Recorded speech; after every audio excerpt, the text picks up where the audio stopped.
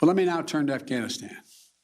I've met this morning with my counterparts in the G7, as well as heads of the United Nations, NATO, and the European Union.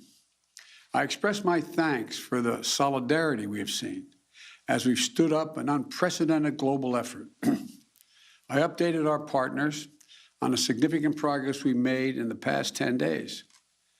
As of this afternoon, we've helped evacuate 70,700 people just since August the 14th, 75,900 people since the end of July.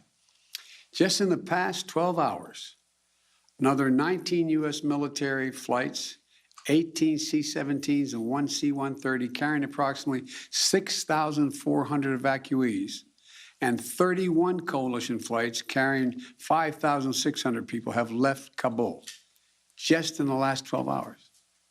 A total of 50 more flights, 12,000 more people since I updated you this morning.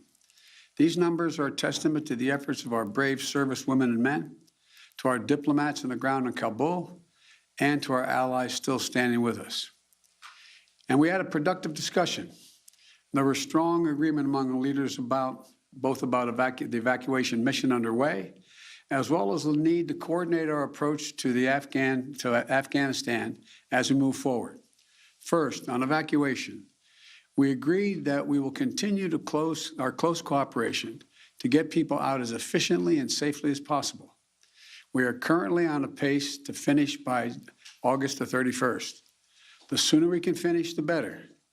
Each day of operations brings added risk to our troops.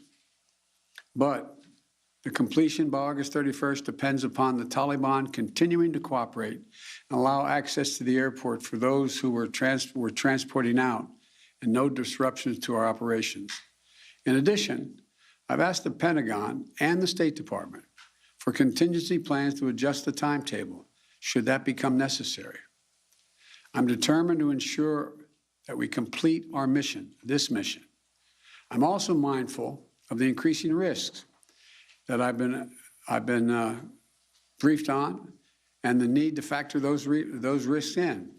They're real and significant challenges that we also have to take into consideration.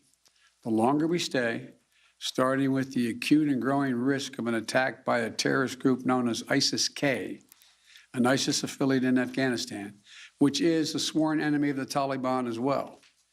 Every day we're on the ground is another day we know that ISIS-K is seeking to target the airport and attack both U.S. and allied forces and innocent civilians. Additionally, thus far, the Taliban have been taking steps to work with us so we can get our people out. But it's a tenuous situation. We're already had some gunfighting break out. We run a serious risk of it breaking down as time goes on. Second, the G7 leaders and the leaders of the EU, NATO, and the UN all agreed that we will stand united in our approach to the Taliban. We agreed the legitimacy of any future government depends on the approach it now takes to uphold international obligations, including to prevent Afghanistan from being used as a base for terrorism. And we agreed that none of us are going to take the Taliban's word for it. We'll judge them by their actions, and we'll stay in close coordination on any steps that we take moving forward in response to the Taliban's behavior. At the same time, we renewed our humanitarian commitment to the Afghan people and supported a proposal by the Secretary General Guterres of the United Nations-led international response. Third, we talked about our mutual obligation to support refugees and evacuees currently fleeing Afghanistan. The United States will be a leader in these efforts, and we'll look to the international community and to our partners to do the same. We're already seeing our allies' commitment. They're bringing to their countries the Afghans who served alongside their forces as translators or in their embassies, just as we're bringing to the United States those Afghans who worked alongside our forces and diplomats. We're continuing that effort.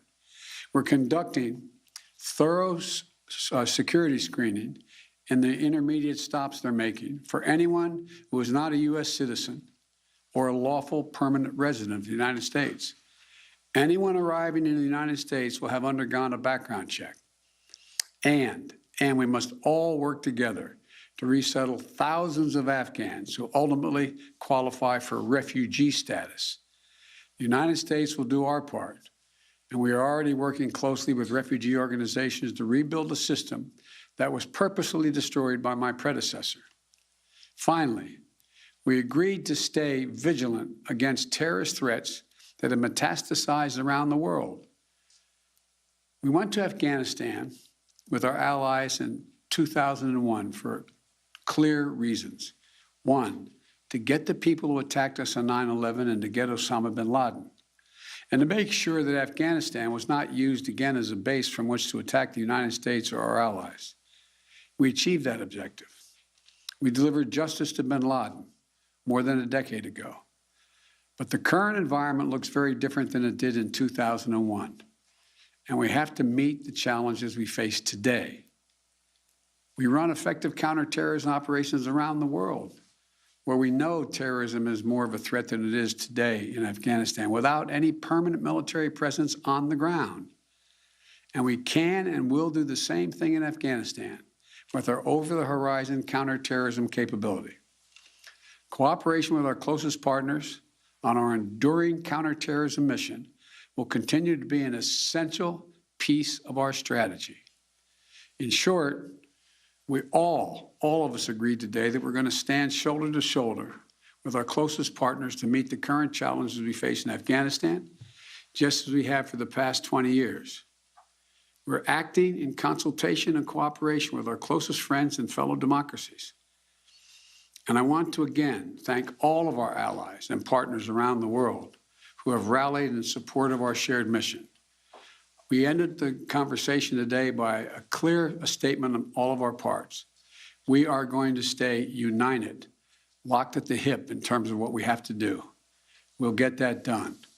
And tomorrow, I've asked Secretary Blinken to give you an update and a detailed report on exactly how many Americans are still in Afghanistan, how many have gone out, and what our projection is.